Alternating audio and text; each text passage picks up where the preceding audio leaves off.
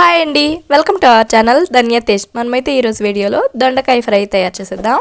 చాలా టేస్టీగా ఉంటుంది. దొండకాయ ఫ్రై తయారు చేయడం కోసం కడాయి పెట్టి కడాయిలో 2 టేబుల్ స్పూన్ల నూనె వేసి నూనెను వేడి చేసుకోవాలి. నూనె బాగా వేడైన తర్వాత ఒడిం వేసుకోవాలి.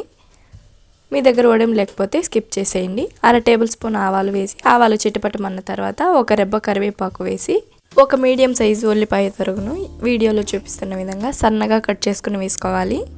రుచికి తగ్గట్టు ఉప్పు వేసుకొని వేయించుకోవాలి. ఉప్పు వేయడం వల్ల ఉల్లిపాయలు తొందరగా వేగుతాయి.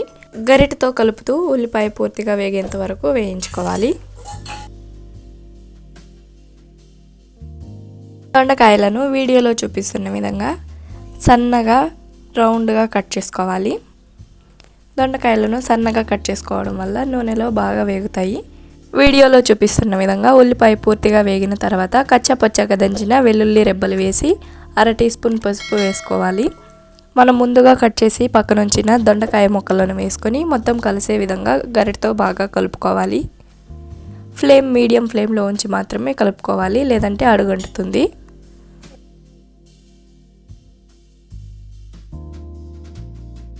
దొండకాయ నూనెలో బాగా కలిసే విధంగా కలిపిన తర్వాత మూతతో క్లోజ్ చేసి ఫ్లేమ్ మీడియం ఫ్లేమ్లోనే ఉంచి మధ్య మధ్యలో మూత తీసి కలుపుతూ దొండకాయలను ఉడికించుకోవాలి. దొండకాయ కోసం మసాలా తయారు చేసుకుందాం. దీనికోసం కడాయి పెట్టి కడాయిలో 1 టేబుల్ స్పూన్ జీలకర్ర, 1.5 టేబుల్ స్పూన్ల ధనియాలు, 2 టేబుల్ స్పూన్ల వేరుశెనగ గుళ్ళను వేసుకోవాలి. కారానికి తగ్గట్టు ఎండుమిర్చిని వేసుకోవాలి. మనం మళ్ళీ కారం వేయమండి, కాబట్టి ఇప్పుడే ఎంత కారం కావాలన్నా మిర్చిగా వేసుకోవాలి.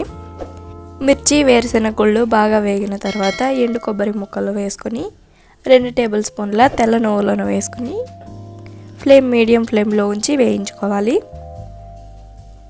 1/2 నిమిషం పాటు వేయించుకొని గ్యాస్ ఆఫ్ చేసుకుని పూర్తిగా చల్లార్చుకొని మిక్సర్ జార్లోకి తీసుకుని మీకు స్మూత్ పౌడర్గా కావాలంటే స్మూత్ పౌడర్గా, లేదా లైట్ బరకగా కావాలంటే బరకగా గ్రైండ్ చేసుకోవాలి. నేనైతే వీడియోలో చూపిస్తున్న విధంగా లైట్ బరక ఉండే విధంగా గ్రైండ్ చేసుకున్నాను. మనం గ్రైండ్ చేసిన పౌడర్ మిశ్రమాన్ని పక్కన ఉంచుకొని దొండకాయ వేగిందా లేదా చెక్ చేసుకోవాలి. చూడండి, నాకైతే దొండకాయ పర్ఫెక్ట్గా వేగిపోయింది. ముందుగా గ్రైండ్ చేసుకున్న పౌడర్ మిశ్రమాన్ని వేగిన దొండకాయలో వేసి మొత్తం కలిసే విధంగా కలుపుకోవాలి. ఫ్లేమ్ సిమ్లో ఉంచుకొని మాత్రమే కలుపుకోవాలి, లేదంటే అడుగంటుతుంది. మీరు కావాలంటే ఈ టైంలో సన్నగా కట్ చేసిన కొత్తిమీర తరుగు వేసుకొని కలుపుకోవచ్చు. నేనైతే కొత్తిమీర తరుగు వేయడం లేదు. దొండకాయ టేస్ట్ అలాగే బాగుంటుంది. మీరు కూడా ఒకసారి దొండకాయతో ఈ విధంగా ఫ్రైని తయారు చేసి ఈ రెసిపీ మీకు ఎలా వచ్చిందో కామెంట్ చేసేయండి. మీకు ఈ వీడియో నచ్చితే ఒక లైక్ చేసి సబ్స్క్రైబ్ చేసేయండి.